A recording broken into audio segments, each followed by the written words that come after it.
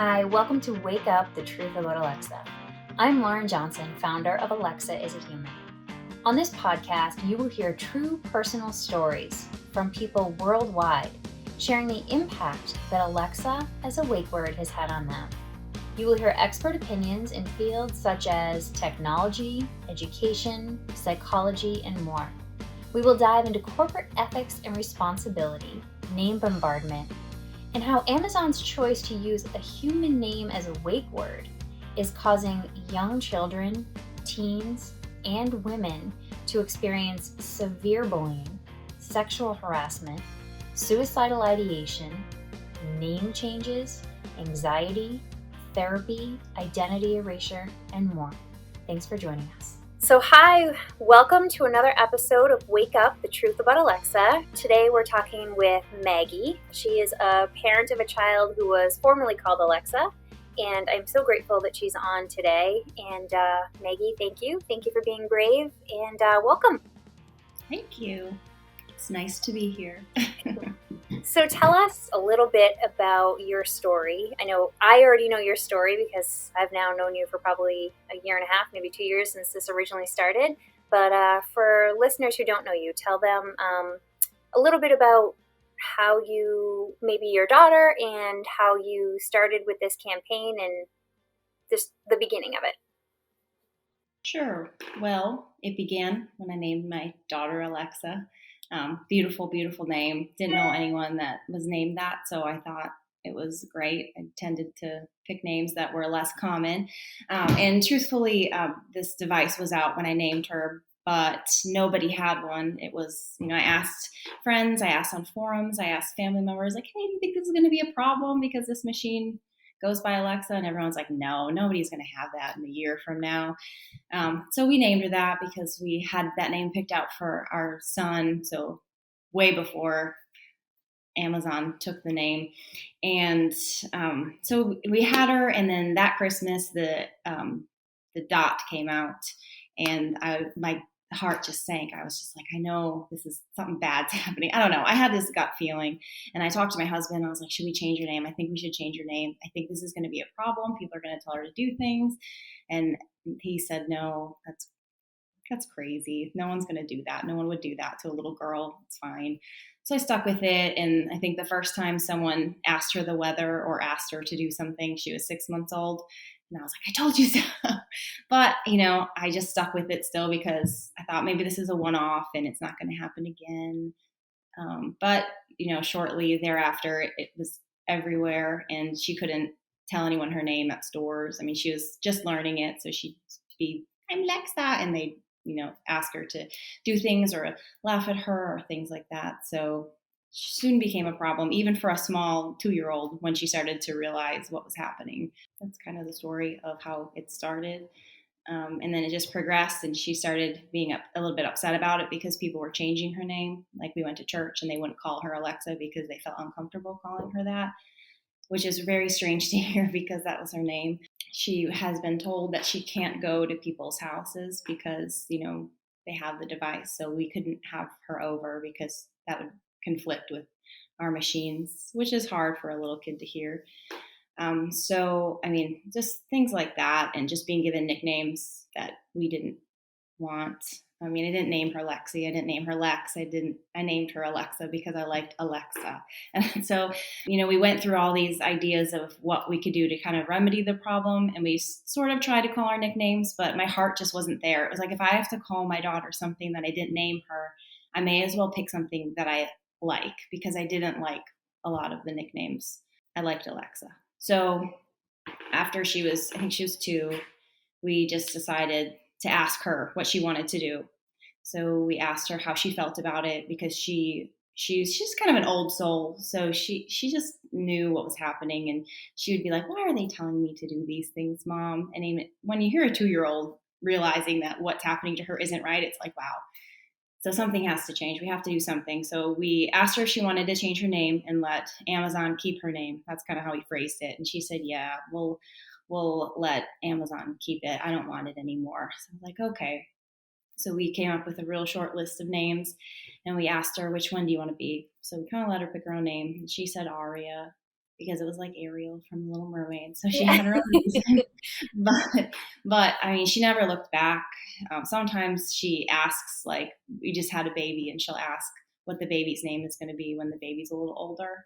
So we have that, that's confusing. But I mean, she's Aria now, so we're used to it. But it still is really hard, like when you look at memorabilia, baby things, because that's who she was. It's who she is, but she's Aria now. Yeah, and it's special to you, and it's funny to listen to. I mean, I've had similar experiences, but to hear that it's not necessarily other kids or it can be close friends and family, but it sounds like for you, was it mostly strangers or was it friends and family? Was it both? No, I can't think of any friends and family that asked her to do things or treated her like a machine. It was always at my son's school, at church, which is, it's like, I'm at church. This is supposed to be safe. Why are you changing my kid's name? Why are you so concerned about her name? Just call her name. But yeah, it was always people we didn't know, people who would ask her name at the store, or just ask me her name at the store before she could talk, and they'd ask her then to do something once I said what her name was. It's like, obviously she's not going to tell you the weather. She's 6 months old. She's 9 months old. Like, it's not funny anymore. You're not unique. You haven't come up with this creative joke. Everybody says it. So Right. let it go. I know. And I think, I mean, I can't speak for you, but, just hearing you talk, there's certain things I can laugh about now that I couldn't laugh about before. And it sounds like you can too, because I know in the time that it was very painful for you. And, I've had many times that it was for myself as well. So I get that. And it's, it's easy to kind of discuss it on a surface level, but it's also an extremely painful experience to have your child being essentially bullied or harassed by strangers. I would imagine that it's probably very difficult to make that final decision to change her name for you and your husband and your family. Do you think there was a final straw or a moment, or was it just like a combination of everything? And what was the hardest part for you? Honestly, we stumbled onto your website, so I started reading about it. And that night, I was just crying in bed to my husband, who's heard the story many times before about how upset I am about it. And he's just like, "She'll be fine. She'll be fine." It was just, he's just that type of guy, and I love that about him. But I'm always more concerned about everything, and I'm like, "No, we have to change it. This is it. I can't do it anymore. This other person has an older daughter, and she's getting bullied, and school age kids are mean, and this little girl has strangers doing it. So as she gets older, it's just going to get worse, because I feel like this is just going to be incorporated into more and more things, which we had already seen happening by the time she was 2. So he's like, whatever you want, whatever you want. I'm like, okay, I'll come up with a list and we'll ask her and we'll try it. And if it doesn't stick or she doesn't respond to it, we'll figure something else out. We'll find a different solution. So that was the final straw, finding your website and realizing that, yeah, this is happening to other people. And it's not just me being overly sensitive or worried, because I'm really good at worrying, but it is happening to other people. And I don't know. I had to follow my gut from when she was 6 months old. So she was the most happy. That's what blew my mind. Like, she would correct you. If you accidentally called her Alexa, she would say, "I'm Maria now." So she is, it just shows how done she was with the experience and having that be her name, that she could just give it up that quickly. I know. It is strange because a name really is part of your identity. And so many other parents that I've spoken with have talked about how they go to preschool and the teachers recommend changing it around that time, because between those, toddler ages to pre-K is when they're really learning that their name is a part of their identity. So, at that age, it's kind of amazing what kids recognize and what they don't. And from what I've read, the little bit of what that I've read about it, that children as young as like 6 to 9 months start to recognize their own name and realize that that's part of their identity. So to your point, like, she did know. And I mean, I experienced it through my daughter, but not personally with myself. But it's got to be a really strange feeling for any kid. But was that the hardest part? Was changing her name the hardest part, or was making the decision harder? What do you think? probably making the decision to go through with it. I think I too was just done. It was so refreshing to call her name in the store and not have 20 people look at you like, really, you named her that. So I don't think I ever accidentally called her Alexa. My husband did a lot. My son did, other family members, but I never did because I personally also was just done feeling like I had failed her, and I was happy that she was happy. But so I think just making the decision, because honestly, I tormented myself with the decision for a very, very long time, a year and a half basically, that I was worried about it. And then I thought that's what we should do, but that nobody else kind of agreed with me. And just the back and forth. And then every time a commercial or an ad or something would come on, my heart would just sink. Like, oh, we should change your name. And my husband would say, no, that would be so weird. I know, but it's also so weird to have a servant be your name, be, the same as your name. So yeah, it's weird no matter what. Agreed. Yeah. It's a strange situation. So what about your son? Did it bother him at all? Did he notice? Did he mind? I don't think he cared, because this is kind of oblivious to stuff, like he's more into like whatever he's doing. But he did notice. I mean, he knew that the machine was called that. People at school had made comments, or I mean, like, that's your sister's name, things like that. But mostly the comments were said to me, so no one ever really said anything to him. He knew about it because we had gotten an Echo machine with our security system, and so we had it working for a little while, and they would ask it to play music. But if there was like a glitch with it, it would be like, go to the Alexa app. And he would be very confused as to why I was saying that, even though we didn't call it, obviously, Alexa. It's very confusing. Yeah. But yeah, no, he didn't really care. It took him probably a week and a half to switch to calling her Aria. Now, does she remember now at all that her name was Alexa, or has she forgotten? Yeah, absolutely. She knows. She knows. She remembers completely. She, like I said, that's why she asks, what's Ella's name going to be? The baby. What's her name going to be when she's older? Still Ella. We picked a popular name for that reason, because they don't tend to use popular names, I hope. And Ella sounds like a lot of other words.